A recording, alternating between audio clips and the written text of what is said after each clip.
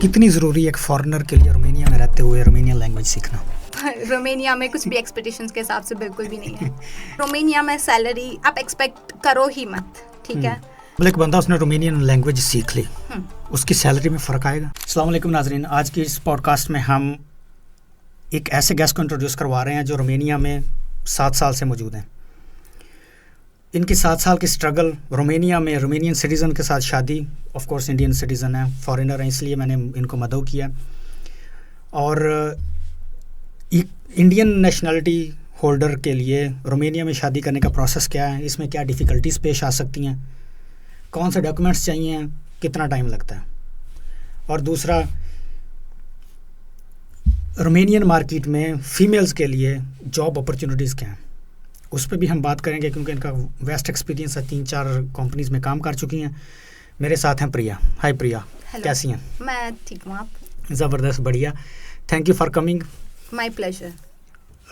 बताएं, 2019 बहुत कम लोग थे रोमानिया में, स्पेशली फॉरेनर्स। बिल्कुल सही। कैसा फील होता था, कैसा प्रोसेस था आपके लिए? जब मैं आई 2019 में, फ्रैंकली मुझे नहीं लग रहा था कि मैं इस कंट्री में सरवाइव करूँगी, बट जैसे ही मैं आई, ट्रस्ट मी, मैं बोल सकती हूँ ये मेरी होम कंट्री है, सेकंड होम कंट्री। जिस वक्त मैं आई, पहले तो मैं प्रोसेस बता देती हूँ मैं आई किस तरह से। मेरी एक बेस्ट फ्रेंड थी, वो रोमानिया में रहती थी। उसके बाद उन्होंने मुझे बताया कि आपको रोमानिया आना है। मैंने बोला नहीं, मैं नहीं आ सकती। तो फिर उन्होंने मुझे बोला कि क्यों नहीं आना। मैंने बोला नहीं, मैंने यूके के लिए अप्लाई किया। यूके में बहुत सारे ऑलरेडी इंडियंस भरे हुए हैं, उन्होंने रिजेक्ट किया। उसके बाद मेरी फ्रेंड से मैंने फिर से बात की, तो उन्होंने मुझे बोला अब तो आ जा, एक रिजेक्शन हो चुका है। मैंने बोला ठीक है, अप्लाई किया। आई थिंक मैंने मई में अप्लाई किया और अक्टूबर में मैं यहाँ पर थी। पता नहीं लक था कि क्या था, बट मेरा सिलेक्शन भी बहुत जल्दी हुआ और मैं आ भी बहुत जल्दी गई रोमानिया में। मेरे ख्याल उस वक्त वीज़ा प्रोसेस जो था वो बड़ा क्विक था, बहुत क्विक था, और मुझे एक्सपेक्टेशंस नहीं थी कि मैं इतना जल्दी मई में अप्लाई करने के बाद अक्टूबर में आप यहाँ पर हो, तो थैंक गॉड मेरे लिए। उस वक्त तो इंटरव्यू भी नहीं होता होगा? नहीं, कुछ भी नहीं था, कुछ भी नहीं। नाज़रीन, हम बात कर रहे हैं फरवरी 2026 की, आज के दिन। तो ज़ाहिर बात है कि आपके लिए ये, कुछ लोगों के लिए ये नई बात होगी कि उस वक्त रोमानियन एम्बेसी में इंटरव्यू नहीं होता था कैंडिडेट्स के लिए, ऐसे ही है। हाँ, सिर्फ पेपर जाते थे, वीज़ा लगता था, या रिजेक्शन तो बहुत कम थी उस वक्त। नहीं, रिजेक्शन थे ही नहीं। वो लोग क्वेश्चन पूछते थे, आपको पता होना चाहिए आप कहाँ जा रहे हैं, आपकी कंपनी की डिटेल्स, आप किस वीज़ा पर जा रहे हैं, किस जॉब पर जा रहे हैं, दैट्स इट। वो लोग इतना पूछते थे। और यहाँ पर आने के बाद, रोमानिया में पहुंचने के बाद, वो लोग आपके एम्प्लॉयर को कॉल करते थे कि एम्प्लॉयर को पता है कि ये बंदा आ रहा है। बस आप जब यहाँ से निकले, बाहर निकलने से पहले वो लोग एम्प्लॉयर को जस्ट वेरिफिकेशन करते थे, दैट्स इट। उसके बाद और कुछ नहीं था। और जॉब क्या थी उस वक्त? जिस वक्त मैं आई, मैंने वेटर में अप्लाई किया था और जॉब अच्छी थी मेरी, बहुत अच्छी थी। और सैलरी पैकेज उस वक्त के हिसाब से रीजनेबल था, एक्सपेक्टेशंस के हिसाब से था? रोमानिया में कुछ भी एक्सपेक्टेशंस के हिसाब से बिल्कुल भी नहीं है। क्यों वजन कर रही हैं लोगों को? हकीकत बताएं ना कि भाई एक्सपेक्टेशन के हिसाब से ऐसे था, ऐसे नहीं था, ताकि लोगों को क्लियर पिक्चर जाए। क्लियर पिक्चर, ठीक है, मैं बताती हूँ क्लियर पिक्चर। अभी अगर आपको जाननी है क्लियर पिक्चर, तो रोमानिया में सैलरी आप एक्सपेक्ट करो ही मत, ठीक है। मुझे यहाँ पर 7 ईयर्स हो चुके हैं, मुझे नहीं लगता कि मेरी सैलरी जितनी मैं डिजर्व करती हूँ उतनी मेरी सैलरी है, अभी भी नहीं है, ठीक है। और जिस वक्त मैं आई थी, उस वक्त भी इतनी ज़्यादा सैलरी मेरी थी नहीं। अब मैं बता तो नहीं सकती कितनी थी, वरना तो लोग रफली आइडिया आप समझ जाइए कि नहीं थी। नहीं, यहाँ पर आप नहीं कर सकते एक्सपेक्ट। पता नहीं, अगर आप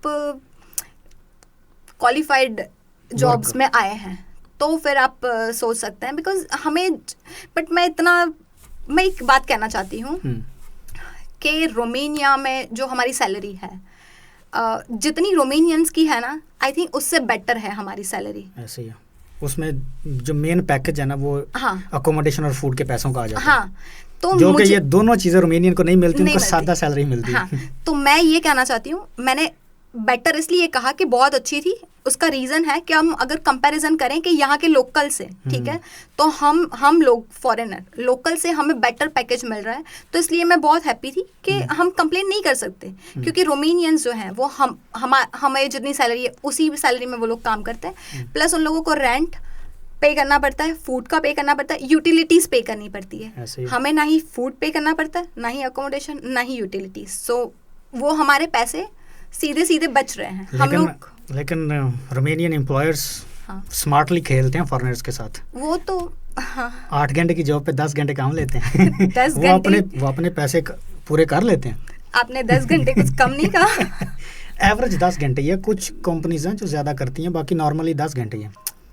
हाँ मुझे नाम नहीं लेना, बट बहुत सारी कंपनीज हैं, लोग बहुत घंटे काम करते हैं बट उनको बेनिफिट्स मिलते हैं, तो ओवर टाइम भी ज़्यादा है। हाँ नहीं, ज़्यादातर एम्प्लॉयर्स हैं ऐसे, बट मैंने देखा है 50% एम्प्लॉयर बहुत अच्छे हैं जो उन लोगों को इक्वल टू रोमेनियन जैसे ट्रीट करते हैं। 2019 से लेके 2026 तक की जर्नी कैसी रही? बहुत सारे अप्स एंड डाउन्स आए। रोमेनिया में सरवाइव करना एक लेडी के लिए, एक लड़की के लिए, ठीक है, अभी तो मैं वुमन हो चुकी हूँ, मम्मी बन चुकी हूँ, तो कंग्रेचुलेशंस। थैंक यू तो लगता है कि डिफ़िकल्ट थी बहुत जर्नी, और डिफ़िकल्ट क्यों लगती है, क्योंकि यूनिटी नहीं होती। जो हमारे एशियंस जो है ना, स्पेशली इंडियंस, मुझे नहीं लगता कि वो लोग यूनिटी बनाकर चलते हैं कि चलो किसी इंडियन के वहाँ कुछ फंक्शन है या कोई सुख दुख में साथ देता है ना, हमारे यहाँ कहावत है कि सुख दुख में साथ देना चाहिए, ऐसे तो सुख दुख में साथ मुझे नहीं लगता कि यहाँ पर कोई भी देता है। नेपालीज में मैंने ज़्यादा यूनिटी देखी है, बट इंडियंस में नहीं, मैंने आई एम सॉरी बट नहीं देखी मैंने। इसकी क्या वजह हो सकती है? मुझे नहीं पता। ओके, सबकी कोई ना कोई फैक्टर तो होगा ना जो इस चीज़ में हाइल होता है कि कम्युनिटी जो है ना वो प्रॉपरली एक दूसरे के साथ मिल बैठ के काम नहीं कर सकती, हाँ। एक दूसरे के साथ दुख सुख में काम नहीं आ सकती। कोई फैक्टर तो होगा ना उसके पीछे, क्या ऑब्जर्वेशन क्या है? मैंने ऑब्जर्वेशन देखा है ना, यहाँ पर बस इन लोगों को ये है कि हम रोमेनिया में आए हैं ना, बहुत ज़्यादा जो इंडियंस हैं, काफ़ी लोग, उन लोगों को सिर्फ रोमेनियनों के साथ बनाकर रखनी है कि वही लोग हमें काम लगेंगे, हमारे वाले हमें काम नहीं लगेंगे, तो उन लोगों को नहीं करना है। मटेरियलिस्टिक, हाँ, ये एग्जैक्टली यही वर्ड है, ये वर्ड हम लोग इनके लिए यूज़ कर सकते हैं। और नेपालीज में मैंने देखा है ना, तो उन लोगों में यूनिटीज़ हैं। अगर आप किसी नेपाली ने फंक्शन रखा है तो वहाँ पर सारे के सारे नेपालीज आएंगे, बट अगर किसी इंडियन ने फंक्शन रखा है तो मुझे लगता है ज़्यादा से ज़्यादा सारे के सारे लोग एक्सक्यूज़ बनाते हैं कि हमारी जॉब है, हम लोग नहीं आ सकते। बट अगर कोई इसी जगह किसी रोमेनियन ने पार्टी रखी है, उन्होंने पार्टी थ्रो किया है, तो ये लोग पहले ही जाएंगे उनको इम्प्रेस करने के लिए।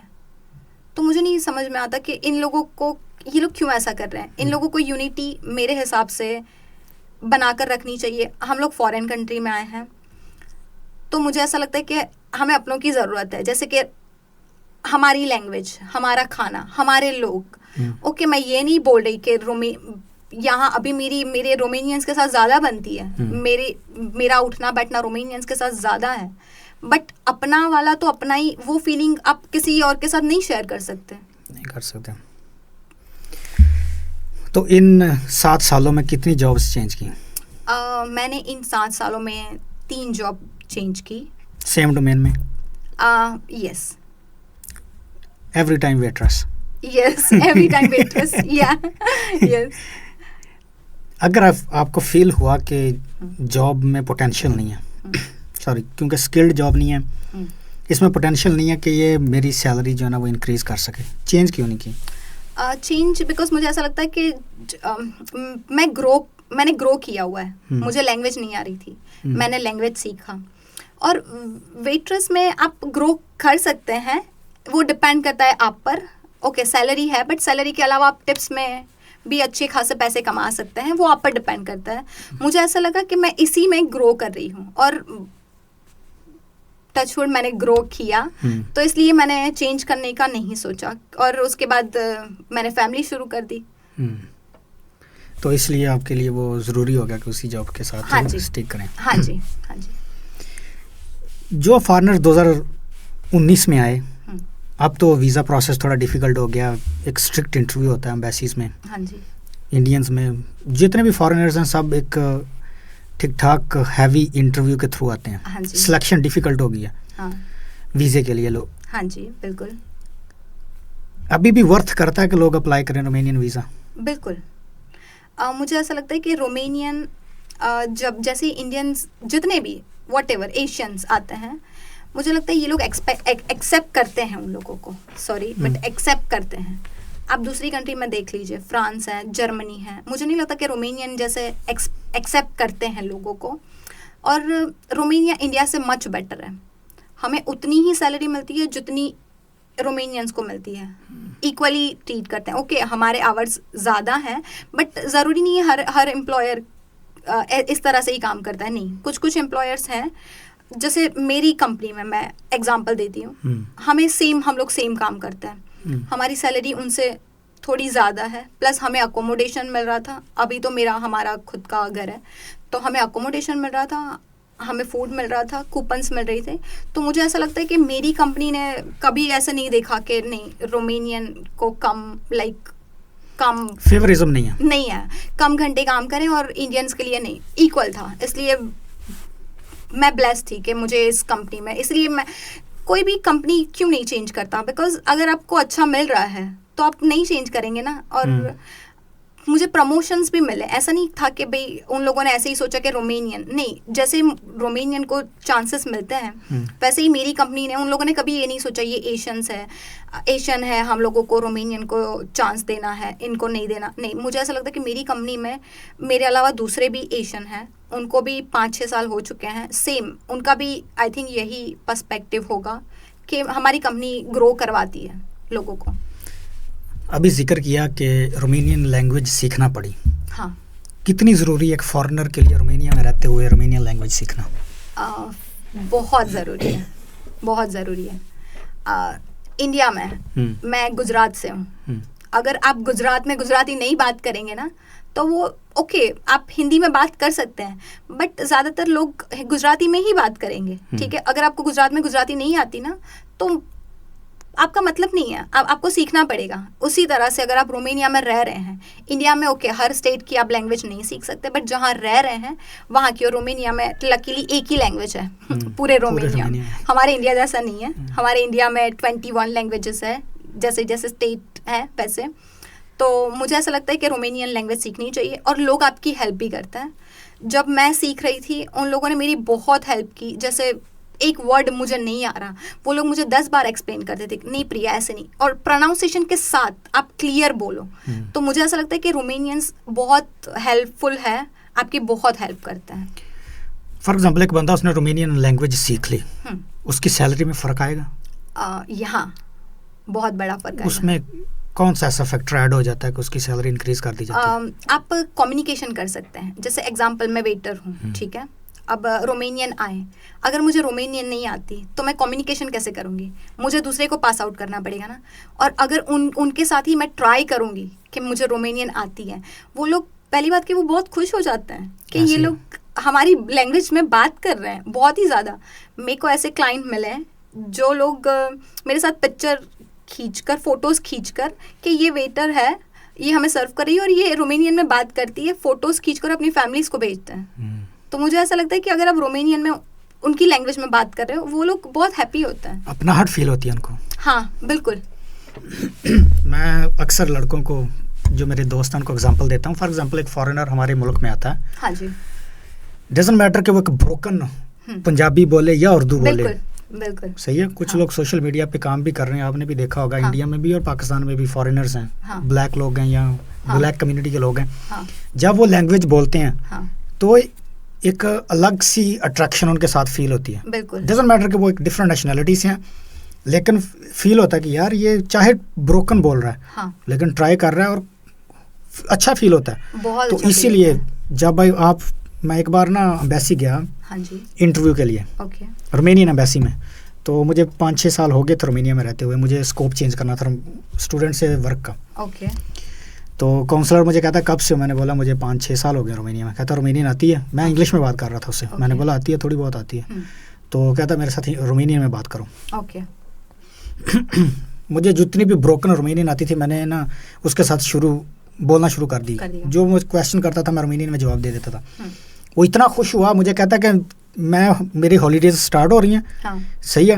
हाँ। लेकिन मैं तेरा काम अपनी हॉलीडेज शुरू होने से पहले तेरा काम करके जाऊंगा, क्योंकि मुझे फ़ख्र है कि एक बाहर का बंदा मेरी ज़ुबान बोल रहा है। ये बात कर रहा हूँ 2017 की मैं। ओके। जब फॉरेन कम्युनिटी तकरीबन ना होने के बराबर थी रोमेनिया में। मेरा ख्याल चंद एक फ्यू थाउजेंड लोग थे फॉरेनर रोमेनिया में, स्पेशली एशिया से। ओके। तो उस वक़्त उसने मुझे अगर इतनी इज्जत दी कि मैंने उसके साथ रोमेनियन में बात की और उसने मेरा प्रोसेस जो 1 माह का था 15 दिन में कर दिया। कि वो बंदा छुट्टियों पे जा रहा था, अगर वो 15 दिन में काम ना करता, 15 दिन छुट्टियां गुजार के आता, 15 दिन के बाद 45 डेज लग जाते मुझे अपना फाइनल आंसर रिसीव करने में। सिर्फ थोड़ी सी रोमेनियन बोली मैंने उसके साथ, वो इतना खुश हुआ, कहता मुझे फ़ख्र है कि तू मेरी ज़ुबान बोल रहा है। आपने उनको इम्प्रेस किया, जो कि मेरी इंटेंशन नहीं थी। मुझे था कि बस यार मुझे फेवर चाहिए, और उस बंदे ने मुझे फेवर दी। बिल्कुल। थोड़ी सी रोमेनियन बोलने पे। कोई ये नहीं है कि मैंने परफेक्ट रोमेनियन बोलना शुरू कर दी उसके साथ। बिल्कुल। हल्की फुल्की बोली, वो इम्प्रेस हुआ, उसने बोला कि भाई, और वो बाकायदा ऐसे हाथ मार रहा था। मुझे फ़ख्र है कि एक फॉरेनर मेरे मुल्क में रह के मेरी ज़ुबान बोल रहा है। बिल्कुल बिल्कुल। अब वो ऑफिशियल बंदा है, पढ़ा लिखा बंदा है, जो एम्बेसी में बैठा है, वो जाहिल तो नहीं है ना। Of course. वो ग्रेजुएट है या वो मास्टर्स होल्डर है, मास्टर्स डिग्री की हो इसने, पढ़ा लिखा बंदा है। अगर वो इम्प्रेस हो सकता है तो आप बताएं कि जो नॉर्मल बंदा है उसको कितना अच्छा फील होता होगा। बिल्कुल बिल्कुल। ऐसे एक्सपीरियंस मेरे साथ बहुत ऑलमोस्ट हर रोज़ होते थे, क्योंकि वो लोग देखते थे कि ये बाहर से लोग, क्योंकि कोई कनेक्शन ही नहीं है। रोमेनियन सीखना बहुत डिफिकल्ट है, लगता है इजी जॉब नहीं है, लेकिन इजी है। फॉर एग्जांपल बहुत सारे अल्फाज हैं जो इन्होंने इंग्लिश को तोड़ फोड़ के रोमेनियन में कन्वर्ट किया हुआ है। ये बात बिल्कुल सही है। बट स्टिल आप अगर देखने जाएं तो इतनी भी इजी नहीं है, बट हल्की सी एफर्ट चाहिए। वो बात बिल्कुल सही है। और दूसरी बात, अगर आपको रोमेनियन आती है तो ये इटालियन और स्पेनिश के बहुत करीब है।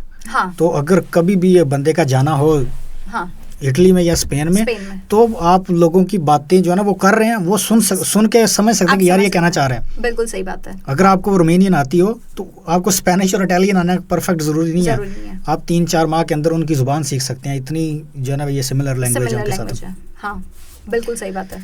और अभी आपने जिक्र किया कि आपने रोमेनिया में शादी की है। हाँ जी। तो रोमेनियन सिटीजन से शादी की आपने। हाँ जी। कैसा प्रोसेस था? कितना टाइम लगा? कौन से डॉक्यूमेंट्स, फर्स्ट ऑफ ऑल कौन से डॉक्यूमेंट्स रिक्वायर्ड हैं जो एक रोमेनियन वुमेन या मर्द उसके साथ शादी करना चाहता है, और इंडियन सिटीजन, जो डॉक्यूमेंट्स रिक्वायर्ड है और कितना टाइम लगता है डॉक्यूमेंट्स प्रिपेयर करने में? मैं आपको मेरा एक्सपीरियंस बताती हूँ। ओके, हर एक किसी का एक्सपीरियंस अलग होता है। मैं आपको मेरा बताती हूँ मुझे कहाँ डिफिकल्टीज आई। और सबसे पहले तो डॉक्यूमेंट्स बताए ना, कौन से डॉक्यूमेंट्स रिक्वायर्ड है? आपको 2 डॉक्यूमेंट्स चाहिए आपके इंडिया से। हाँ, पुलिस क्लियरेंस सर्टिफिकेट और बर्थ सर्टिफिकेट। आपको अपोस्टाइल करवाना है। दोनों ही? हाँ दोनों ही। नहीं I am sorry, only birth certificate आपको अपोस्टाइल करवाना है, पुलिस नहीं। और मुझे डिफ़िकल्टीज आई, हमारे यहाँ दिल्ली में ही होता है अपोस्टाइल जो करवाते हैं, तो हमारे गुजरात से हमें दिल्ली भेजना होता है, और दिल्ली में आप उसी जगह पर होता है, तो बहुत सारा रश होता है। मुझे I think 25 days 1 month apostle करवाने में लगा। हाँ जी।